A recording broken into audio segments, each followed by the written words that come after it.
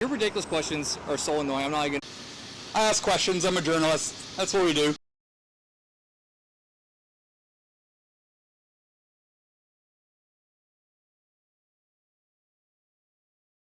Hello, citizens.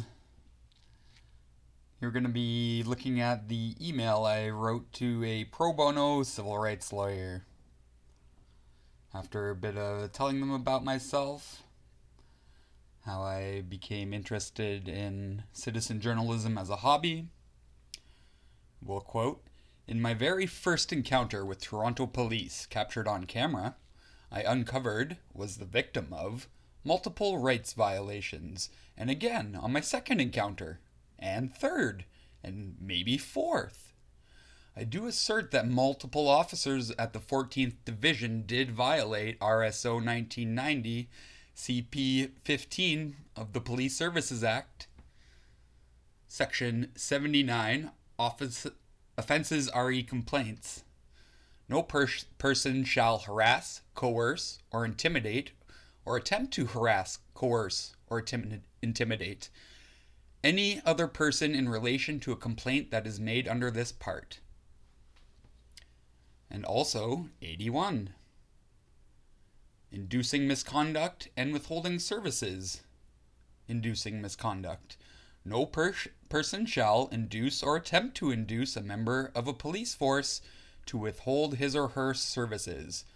Also, no member of a police force shall withhold his or her services.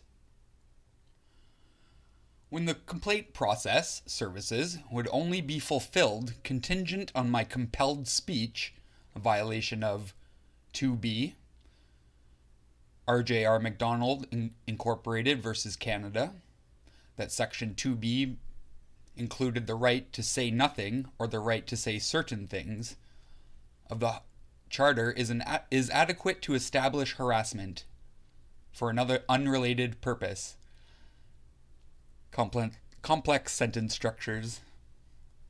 They're easier to follow when reading them than speaking. Also, P. Miller, unknown rank, of the 14 Division, did violate my, in chronological order, 2C rights when I was given a lawful order, in quotation, to turn off my voice amplification device. I asked Mr. Miller a couple of questions about the bylaw he claimed I was in violation of, and it was clear he knew nothing about the bylaw, but was willing to look it up. When reading the bylaw, 521-2.1, Miller did replace continuous with, instead of informing me of his mistake, he did cover up his unlawful order in violation of 2C. This encounter ended when I asked Miller and his partner, "What's Section 3 of the Charter of Rights and Freedoms?" After his partner said, "No such thing exists," and I assured them the Constitution Act of 1982 and the Charter of Rights and Freedoms does in fact exist. I then asked, "Did you swear an oath to the Constitution?" Mr. Miller replied, "Now you're being ridiculous." They rolled up the window and drove away.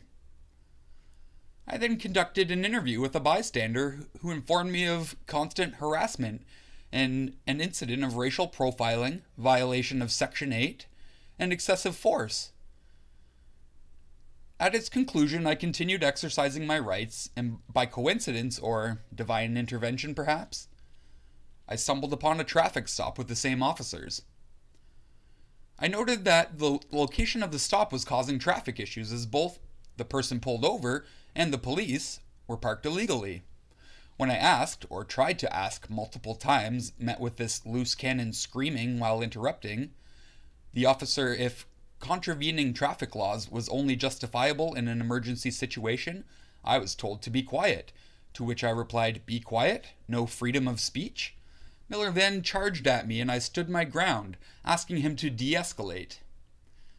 He said if I make one step southward, I would be arrested, and physically got in my way. This is clearly an illegal detainment and violates Sections 2B and C. I would also like to note that as part of my freedom of the press, speech, peaceful assembly, conscience, and religion, I was holding a sign saying, "Religion is the Antichrist."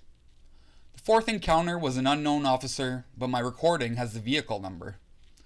When I told him I had some questions, he directed me to the office saying he can't answer questions and to go to the public lobby at 350 Dovercourt. I told this officer that they're refusing to serve me, and he told me go to the media instead of giving me the correct information as codified.